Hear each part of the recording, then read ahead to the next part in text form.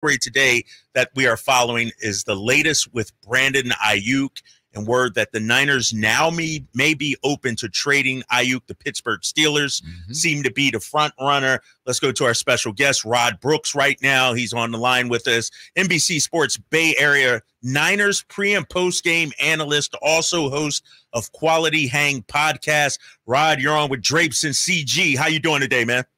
Man, I'm doing great, especially with that smooth R&B intro y'all came back and I see what y'all doing on this Monday. Okay. Hey, man, today has been anything but smooth in Niners Nation.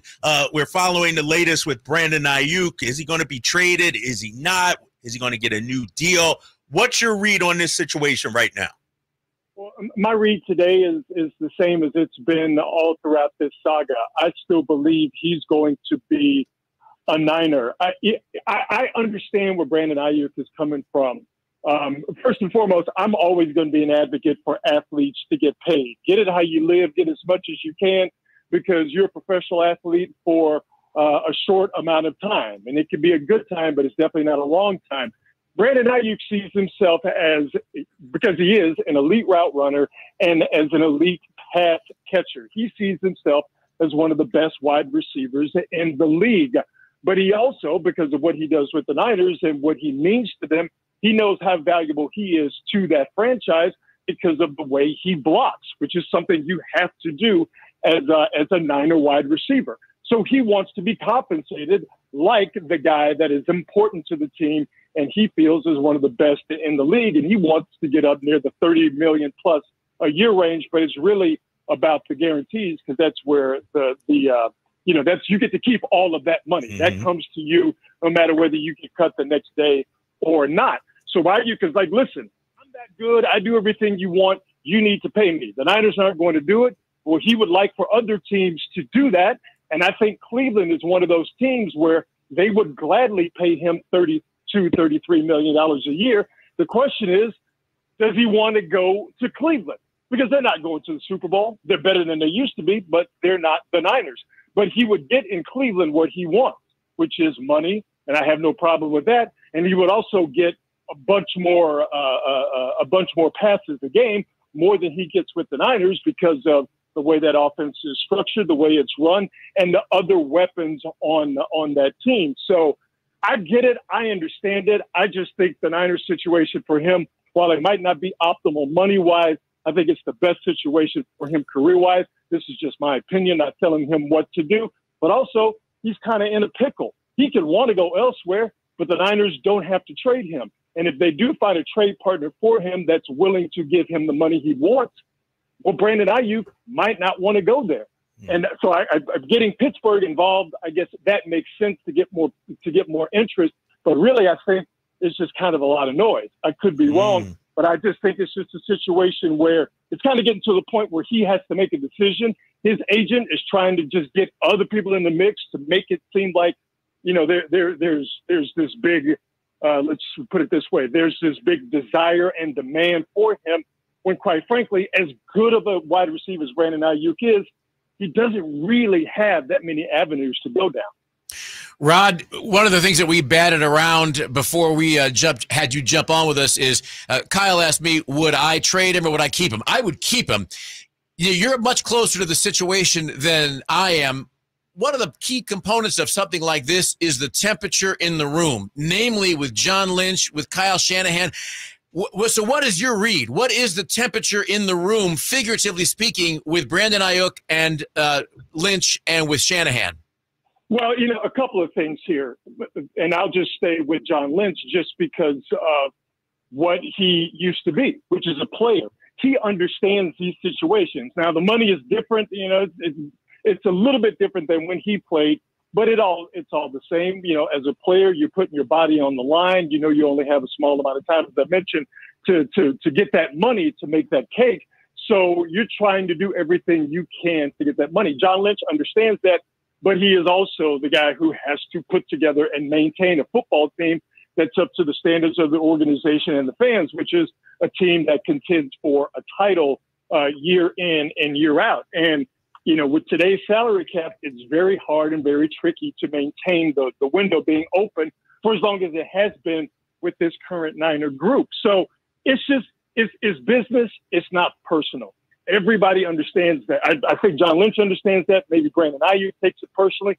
But even he understands that, hey, they're probably not going to budge from that $26, $27, $28 million because of what they're going to have to do with Trent Williams and what they're eventually going to have to do with what they're going to eventually have to do with Brock Purdy.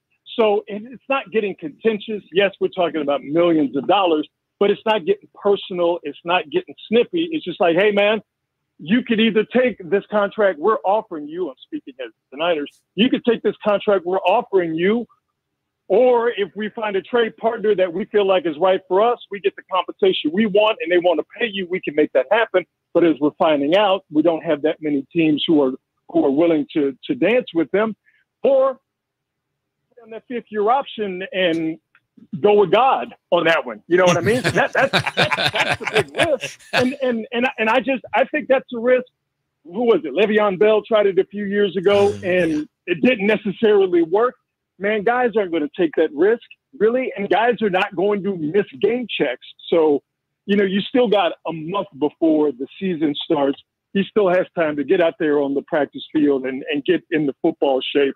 I don't see it getting to a point where he's not going to play for the Niners because he holds out, because he's not going to miss game checks. And the Cleveland thing seems to be the most valuable. Pittsburgh thing, I just don't see it. And what other teams are involved? New England? Why would he go there unless they were able to pay him, let's say, $35 million? But what would be the compensation package the Niners would get back? So it's complicated, but it's not that complicated, right? Yeah, Rod Brooks, NBC Sports Bay Area and Niners pre- and post-game analyst, host of Quality Hang podcast, joining the Drive Guys here on Sactown Sports 1140. Rod, it seems like both sides are trying to negotiate through the media. We had reports, and Twitter was abuzz last week, that a deal was close. Now we're hearing that the ball is in Aiyuk's court. Then just over the last hour, a potential trade could be happening.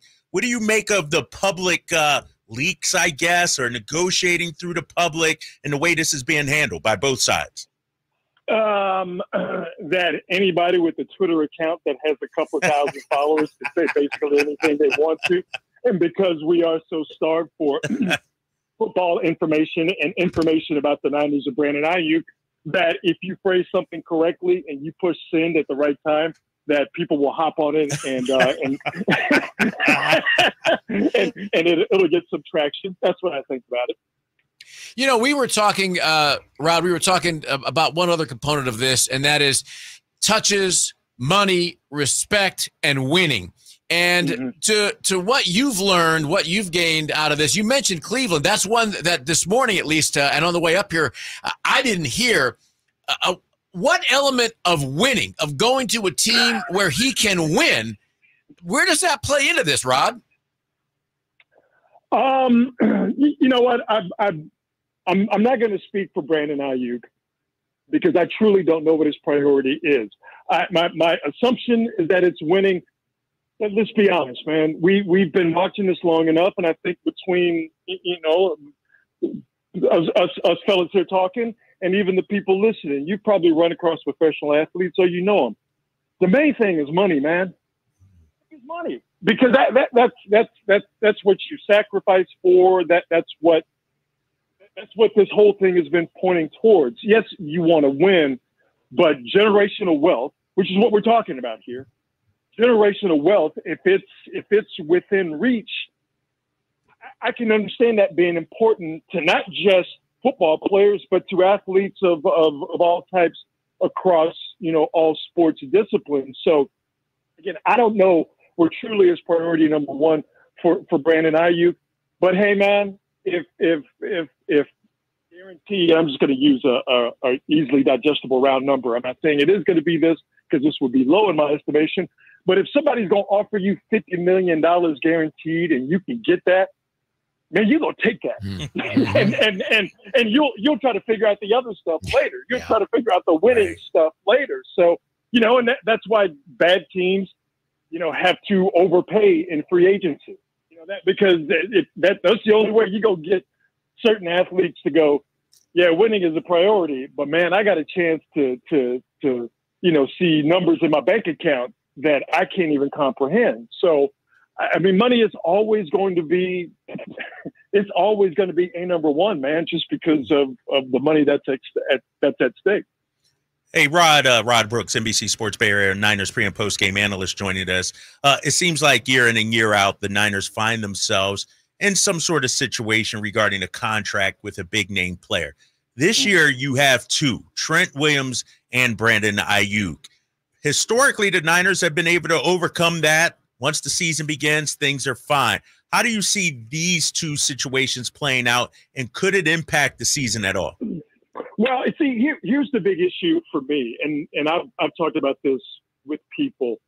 The big issue, Brandon Aiyuk actually not participating in camp. He's there for meetings, he's there watching practice, but actually out there, getting in football shape, he's not doing that. Now, camp just started, 10 days ago, less than 2 weeks ago, and as I mentioned before, we're still a month away from the season, hadn't even gotten to the first preseason game. That's this weekend.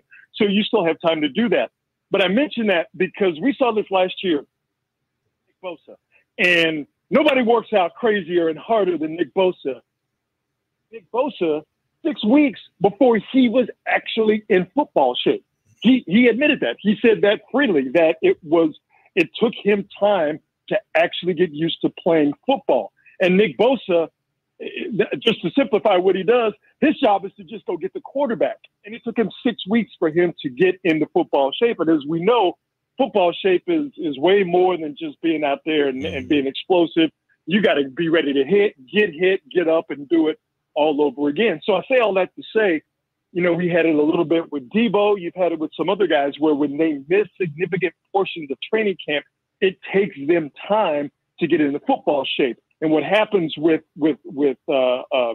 receivers, pass catchers, skill position guys, when they don't participate in camp and get that run up to the season, they end up pulling a muscle. They end up having soft tissue injuries, and that sets them back for weeks. And depending on the importance of the player, I think we can all agree that Brandon Aiyuk is very important, right, just like Bosa is, and just like Debo is, with his contract situation, George Kittle, you go on down the list. You start losing those guys, and all of a sudden that impacts the team's ability to win. So I think more than anything, more than hurt feelings, more than people being mad, more than people feeling disrespected, the longer Brandon Aiyuk is not out there getting ready to play football in a month, that's the bigger issue, because that one, if he doesn't play a game or two or more, then those games could be the difference between the Niners winning the division, having a bye throughout the playoffs, or, just stretching it out, getting to and or winning a Super Bowl. Now with Trent Williams, I will completely and totally contradict myself. Trent Williams, you take your time. hey, bro, you let us know when you want to come in. You let us know when that number is, and we're going to give you exactly what you want. But I think that situation will be resolved fairly quickly as well. Rod Brooks, we appreciate you, my man. NBC Sports Bay Area Niners pre- and post-game analyst, host of the Quality Hang podcast. Rod, thanks for jumping on with us today. Oh, man, my pleasure. Don't be strangers. Let me know if you want to talk again. All right, my guy, Rod Brooks, jumping on with the Drive Guys here. When we come back, we'll get to your phone calls, 916-339-1140. Should the Niners trade Brandon Aiyuk right now? Plus, do the Sacramento Republic have a field problem? Their coach weighs in on that. You're listening to the Drive Guys here on Sactown Sports 1140.